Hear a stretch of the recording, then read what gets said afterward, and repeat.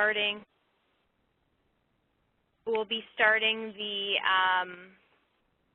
the webinar in the next 30 seconds. Prior to starting the webinar, just to give you a bit of a background on what we'll be covering. So phones will be muted during the presentation. So just take notes if you have questions to be asked. You can use the chat box to direct questions to myself if you need to. Ask questions during the middle of the webinar. All questions otherwise will be appropriate at the end of the session, depending on how many questions I have, whether it's directly related, etc. So there will be time at the closing of the presentation to ask your questions, so feel free to bring those at that time. A copy of this session is available online to download in PDF. And so the same place that you register for these webinars, you can also obtain them after the fact for a PDF version. All right, so for those of you who don't know me, my name is Heather Stone. I'm an implementation specialist with Jonas for the Encore software. I will be leading webinars all this week, so feel free to join further webinars if you feel their topics pertain to you. Webinars are to enhance your knowledge of Encore, and it's a refresher for those individuals who have already taken detailed training on Encore by a certified Jonas trainer. So it is expected that you have completed training prior to attending these webinars. They're used as a refresher and not as a substitute for training. The webinar will be approximately 50 minutes of information, and you'll have about 10 minutes, give or take, for any questions and answers at the end. I sometimes find we go through the slides a little bit faster than 50 minutes, so there is lots of time for questions at the end. Does anyone have any questions before I go ahead and mute the lines? Okay. So today's module that we're covering is installment billing. Installment billing is a relatively new module. Installment billing is used for billings with a term greater than 1 year. So we're talking about initiation fees, entrance fees, any other charges or assessments maybe that the club will charge and their members can pay over a series of years on an installment plan. Installment billing module gives you the ability to charge finance and interest charges on outstanding amounts. So similar to how a mortgage would work where you're paying interest, you can also attach interest charges to an installment billing. Installment billing allows you to track outstanding balances, upcoming payments, and forecast your revenue. So unlike the fee billing module, which is for your standard billing items that are used within the year time frame, installment billing allows you to kind of forecast your revenue and see on a 5, a 10, a 20-year, 25-year period what your revenues are looking like, what your inflows are, projected billings, etc. You can set installment schedules on a member-by-member basis, so you can create custom schedules, or we also give you standard schedules such as annual, quarterly, monthly, but it allows you to be flexible with your schedules and set something individually on a member-by-member basis. The module also allows for automatic journal postings with setup and billing functions. So what this means is that when you set up an installment, when you bill out a piece of the installment, the journal entries are taken care of for you. They're integrated with that module. So when you post a billing, it posts the general ledger entry as well. You don't have to do that separately.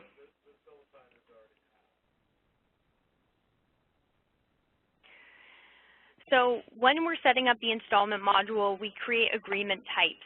Agreement types are set up to define the journal posting. So an agreement type would describe what it is that you're billing over installments, whether that be a capital assessment, initiation fee, entrance fee. Some clubs even allow dues to be paid over multiple years, or any other charges that you're charging those members. When we set up an agreement, we have an initial debit and credit account, and these are the postings that when you set up the installment plan get made to the general journal. So normally it's a receivable and unearned revenue. We also allow you to add an additional debit credit account if you need to track additional accounts. Upon setting the agreement type, you will define a billing item for posting each installment charge. So that means when we bill out a portion, whether it be the month or an annual, when we bill that portion, it will post to the general journal based on the billing item selected for the agreement type. An optional feature with the agreement type is to set a finance charge or interest billing item. So this is used when you are charging interest on outstanding amounts. So the member is going to pay $25,000 over 10 years, and you are charging them interest on top of that base amount. We can set up multiple agreement types for all of your installment plans. So I've already kind of mentioned some of these: initiation, capital assessments, entrance fees, member loans, if applicable. So you would set up an agreement type for each distinct installment, because obviously they would have different billing items, different general ledgers impacted. So here's a screenshot of what it would look like in Encore. This example for capital assessment, we've got a debit account for a receivable, and we've got a credit account for unearned member assessments. I have not utilized the additional debit and credit entries. The GL entries, when billed, will be pulled from the billing item capital improvement assessment. So depending on the charge code behind that billing item, that's the general ledger that will be impacted. We are using interest charge, so there is a billing item for the interest amount. Some clubs call this a late fee or a finance charge in the system. They'll utilize that same billing item. And again, not using any additional debit and credit entry. So you could have multiple agreements listed here. The Create and Edit Agreements task within Encore is where we actually establish the installment billings on a member's account. We have designed it for ease of use such that you can create or edit agreements in one batch. So you'll notice there's a step 1, create new agreements, and there's a step 2, edit agreements. So you can do both in the same function. The create batch of installment plans for your members is a little bit easier to use, just because we can use the tab function to copy the lines underneath. So I've got one line on my screenshot here, but if I were to use my tab function, tab key on the keyboard, to generate a second line, it would actually copy the fields above in memory of what you had done on the first line to make it a little bit easier to enter, where all you're changing is the member number. So you can create a batch of installment plans for your members, and they can still each have their own custom schedule, but it's easy to create them in a batch basis using your tab key to just navigate through the grid. So you can see here when we create an agreement, we choose the member, we choose the agreement type, we give it a reference, and we choose its start date. It also gives an initial amount, so this is how much is outstanding from the get-go, but we do give you a column called Build in Previous System, and so that actually allows you to begin using the installment module even if these installments are not starting on the day you're creating them. Maybe you have outstanding installment plans from a previous system, or maybe you have installment plans that you've been tracking in an Excel spreadsheet. You can actually put those amounts in the Build in Previous System column so that the module is only picking up in Encore, going forward. So it'll tell you the amount to schedule if you had put any previous billings in there. We've got an interest rate of 5%. The duration of this installment is a 5-year plan, and the frequency, meaning how often are we going to bill out and require the members to pay, is annually. The frequency could also be monthly, it could be quarterly, it could be semi-annually, or it could be custom. And then you'll notice the schedule, that little red icon at the right, that's where you will click on every create agreement, and you will go in to ensure that the schedule doesn't need to be modified. So to go into detail on some of this, when we choose the installment plan, set up the amount of the installment, I talked about you can pick up where you left off if you've had amounts billed or paid in a previous system. You'll set the start date, the interest rate, only if applicable, you can leave that blank, and then your duration of the installment and payment. The schedule is set automatically based on the term and the frequency. So the last example I said it was 5 years and it was annual. So my schedule will be created automatically for me based on those criteria. However, you can still alter that schedule to make it customized. If the member is not going to pay annually, they're going to pay every, third month, and then they don't pay 1 year and then they resume payments. You can make whatever you want it to be. The schedule will outline the principal and interest portion. It will show you when it's forecasting to be billed, and then the outstanding amounts when they're billed out. So this is what the schedule screen will look like. And you can see here I have the date to bill, February 5th, 2016, 17, 18, 19, 20, based on the fact that I said it's a 5-year plan and it's billed annually. Okay, so based on the date that I said it started, which is February 5th, it's assuming that I'm going to bill it that February 5th onward. Now, I can change these dates. I can change the principal. Maybe the first year they're going to pay, you know, double the principal amount so that it's less principal paid in future years. You can totally alter this, but by standard default, it will take the term and the frequency and distribute it evenly. So you can see here broken out by principal, interest, surcharges, and the total billed. That date billed column at the far right, that will fill once we actually start billing our members. So we can view this schedule on a member's account, and you can view the date that you actually did bill it out. So it's a reminder of, have I run the billing? It's also a reminder, you know, if a client calls in, member calls in and says, how many do I have left? You can easily view their schedule to see how many installments, billing dates they have left. Okay, so you can change any of this on the left-hand side, the interest rate, start date, duration, and clicking update schedule will save or reflect those changes in the grid. You'll just hit save to close out of that. I have had just a question of whether this module is an additional cost. It is an additional cost. This is an add-on module. It would appear under your accounts receivable module, similar to the way Club Credit shows as a separate icon within AR. That's how it would show up in your Encore software, and it is an additional cost.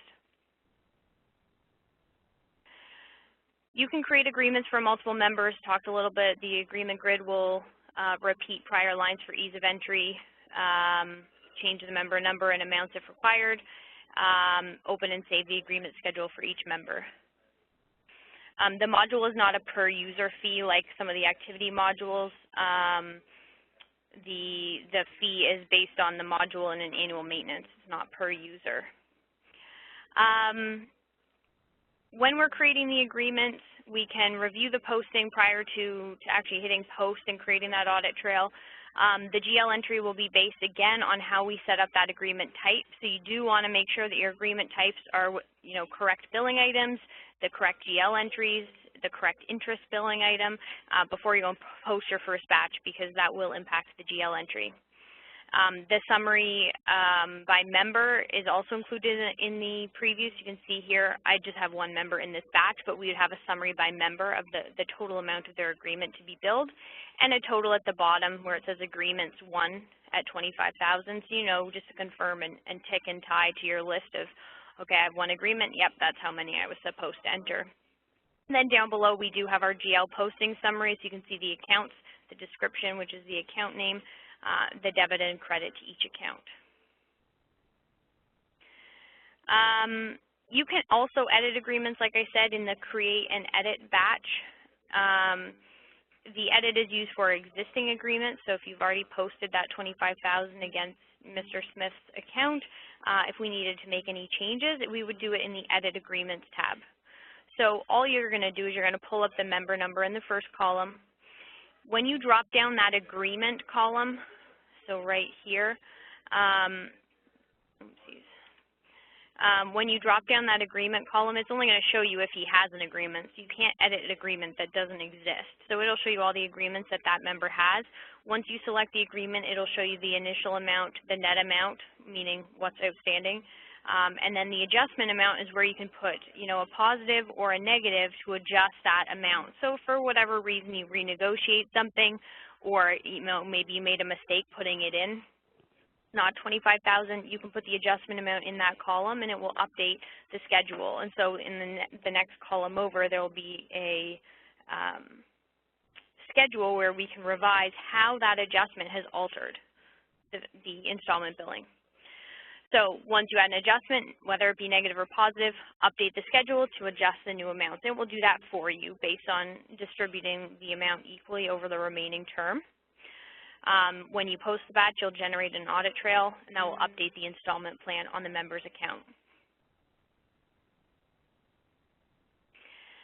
So member inquiry, you can actually view the installment plan on a member's account.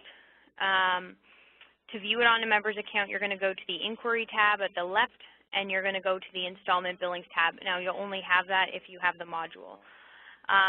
You can see here we have the agreement type, the reference from that first posting batch. We have the start date, the initial amount, the net amount with any remaining amount. So we've done an adjustment here. That's why that's down from $25,000.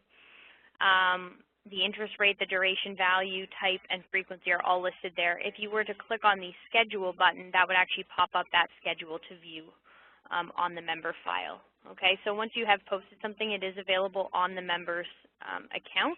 You can view that to see what their installment plan is. The member calls in and has questions about it. You can also attach notes to an installment plan. Then we have to actually go bill out that installment. So the first component is set up your agreements and then create them on a member file. So create the agreements for each member that is part of an installment billing plan. The second step is let's bill these members. Okay, so based on the initial amount, based on the principal and interest, based on that schedule, let's go bill our members. Okay, so the billing is done on a batch basis, much like the fee billing or other modules within AR. When you are doing the billing for installments, you can filter what you want to bill based on the schedule dates and also on members. So what we're looking at here, we have our date of record, our batch and GL reference, and then down below we pick the sales area to bill it through, and we're choosing, here's our date filter, bill installments from and to. That way it will pick up anyone who has an installment plan that needs to be billed in that time frame. So you don't have to worry about, well, did I get everybody? So you just choose the from and to date, and anyone who has a bill date in that range will be pulled up in the batch. It might not be the same installment plan, right? You can do multiple installment plans in one batch.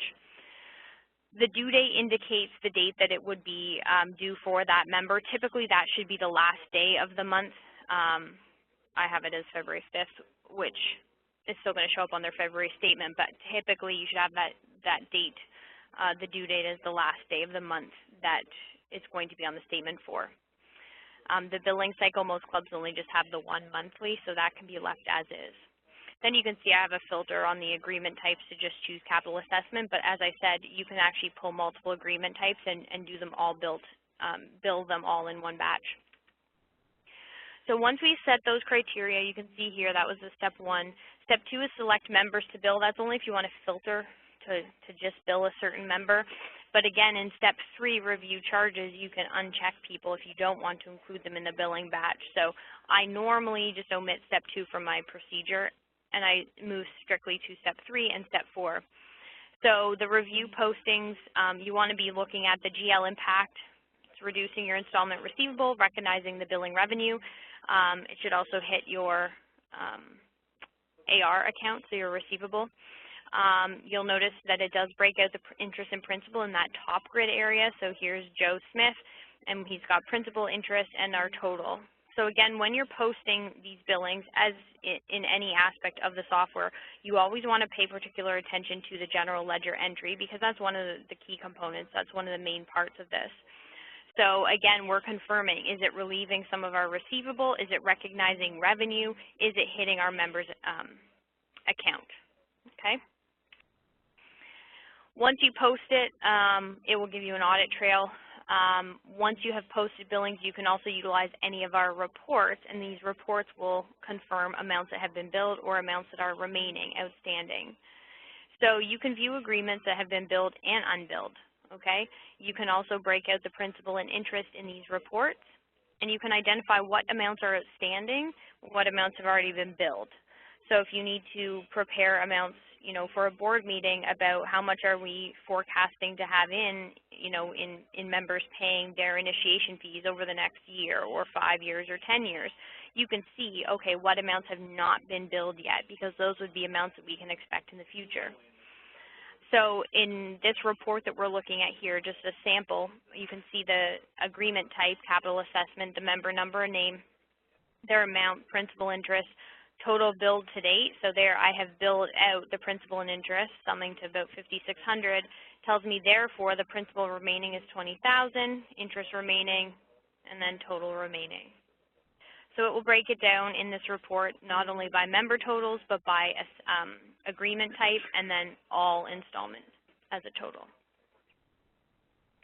So as I mentioned, you can use these reports to project your upcoming revenue. You can use the revenue projection report within the installment module, and this will forecast your future billing revenue. So it gives you the amount per month and year, breaks it down into principal and interest, and it gives you the actual date that it's going to be billed on. So specifically, when is this being billed out and when can we expect it to be collected?